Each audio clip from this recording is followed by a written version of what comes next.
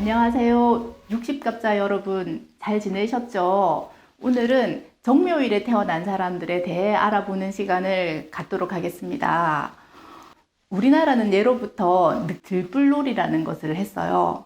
묵은 풀을 태워 탄재가 거름이 되고 새풀이 돋아나도록 하며 해충들을 없애는 그런 놀이이기도 해요. 그래서 우리나라는 늦가을부터 정월 대보름까지 들불놀이를 했는데, 지금은 그 들불놀이가 잘못되면 산불로 이어지기 때문에 금지되어 있어요.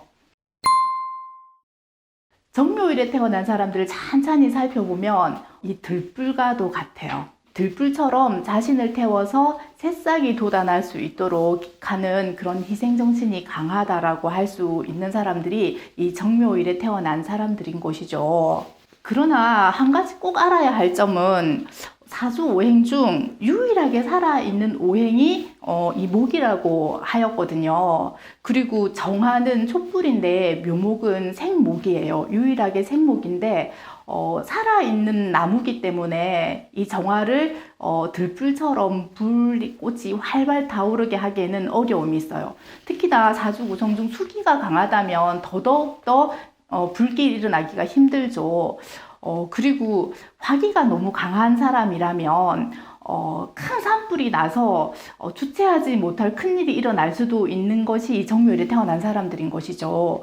그러다 보니 이 정묘일에 태어난 사람들은 굉장히 예민할 수밖에 없어요. 자칫하면 불이 꺼질 수도 있고, 또 너무 큰 산불이 나서 문제가 심각해질 수도 있는 사람들이 정묘일에 태어난 사람들인 거죠. 정묘일에 태어난 사람들은 상대에게 마음의 문을 쉽게 열지 않는 사람이에요. 근데 이 사람들의 마음을 얻으려면 천천히 상대에게 다가가야 되는 것이죠. 섣불리 다가갔다가는 정묘일에 태어난 사람들은 금방 도망가 버리는 것이에요. 왜냐하면 사람을 대하는 것 자체가 굉장히 조심스럽고 섬세하고 예민함이 있어서 그런 것이죠.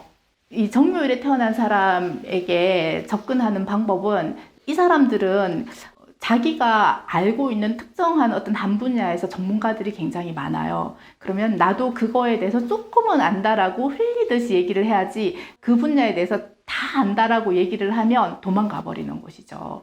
그래서 정묘일에 태어난 사람들을 상대를 할 때는 아주 천천히 조금씩 다가가야지만이 그 사람도 서서히 마음의 문을 열게 되어 있는 것이에요. 섣부르게 너무 다급하게 조급하게 다가간다면 절대 이 정묘일에 태어난 사람들의 마음을 얻을 수는 없어요. 정묘일에 태어난 사람들은 나에게 굉장히 무심하게 대하거든요. 근데 무심하게 대하지만 속마음은 나를 관찰하고 또 관찰하고 또 관찰하는 사람들이에요. 그러니까 무심하게 보이지만 상대를 굉장히 깊게 관찰을 하면서 서서히 마음의 문을 여는 사람들인 것이죠. 그러다 보니 내 사람이다 싶은 사람들에게는 절대 먼저 등을 돌리지 않아요. 그러다 보니 주변에 사람들이 많지가 않거든요. 내 사람이다 싶은 몇 사람들에게는 정말 끝까지 가는 사람들 있죠. 의리가 있게 끝까지 가는 사람들이라고 할 수 있는 것이죠. 그러니 정묘일에 태어난 사람들의 마음을 얻는다라는 것은 정말 큰 사람 하나를 얻는 거나 마찬가지인 것이죠. 그리고 이렇게 신중한 성격이다 보니 특정화된 어떤 자기 분야에서 전문가가 굉장히 많아요. 머리가 아주 좋은 사람들이거든요. 그러다 보니 자기 한 분야에 깊이 파고들어서 그 분야에서 성공할 수 있는 사람들이 정묘일에 태어난 사람들이 굉장히 많은 것이죠. 이렇게 신중한 사람을 내 사람으로 꼭 만들어야 되겠다라는 생각이 들면 해야 될 일이 있어요. 센스를 키워야 돼요. 상대가 무엇을 원하는지를 내가 먼저 알아야 되죠. 그리고 다가가는데 강약 조절을 할 수가 있어야 돼요. 내가 너무 훅 들어가도 안 되고, 내가 너무 안 들어가면 이 사람과는 사귀어지지가 않잖아요. 그러니 이 사람의 마음을 먼저 캐치해서 이 사람이 원하는 게 무엇인지를 알아내고, 원하는 거를 알아냈다고 하더라도 먼저 이렇게 주면 또 도망가게 돼 있거든요. 그래서 내가 알고 있더라도 조금씩 내보이면서 친해져야지만 이 관계를 오래 유지할 수가 있는 사람들이 정묘일에 태어난 사람이라고 할 수 있어요. 유쾌할 때는 아주 유쾌한 사람들이거든요. 근데 생각이 많아지거나 사색이 필요할 때는 또 충분한 시간을 줘야 되는 사람들이 정묘일에 태어난 사람들인 것이죠. 정묘일에 태어난 사람들의 마음을 내가 잘 알았다 하더라도 너무 깊게 들어가면 안 되고 조금씩 내비쳐야 된다라는 거를 참 강조를 많이 하는데, 그만큼 이 사람들은 슬로우, 천천히 가야지만이 굉장히 깊고 끈끈한 관계가 된다라는 거를 좀 잘 알아두셔야 되는 부분이에요.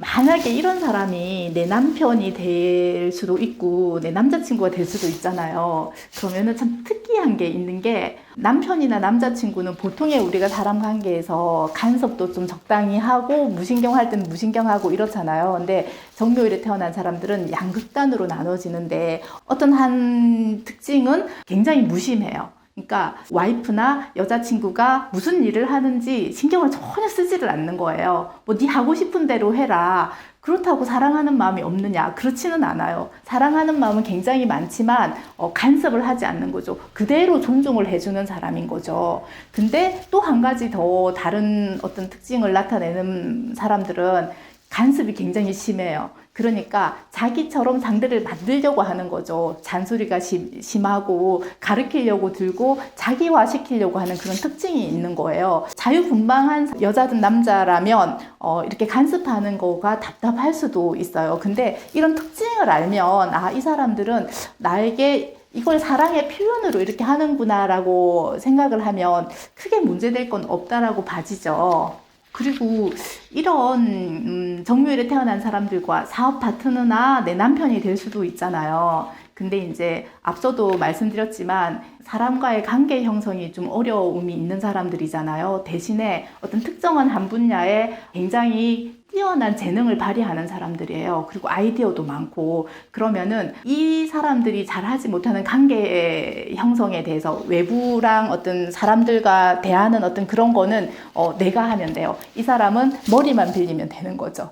그리고 활동은 내가 하고, 물론 정묘일에 태어난 사람들이 그 자기 자신을 스스로 그 관계 형성에 있어서 문제가 있는 것을 바꾸려고 하면 너무나 좋지만 그렇지 못할 수도 있잖아요. 그러면은 한 분야의 전문가인 이 사람을 돈을 벌 수 있게끔 대외적인 어떤 활동은 내가 그 파트너인 사람이거나 아내인 사람이 대신 한다면 사회적으로 크게 성공할 수도 있어요. 그리고 이 정묘일에 태어난 사람들은 희생정신이 있거든요. 그러니까 사회에 꼭 필요한 사람이 될 수도 있는 것이죠. 어떤 한 분야의 천재성을 가진, 그러나 사람들하고의 관계 형성이 어려운 들불 같은 이 사람들의 길라잡이가 여러분들이 되시면 사회적으로 훨씬 더 발전하는 그런 사람이 될 수도 있겠죠.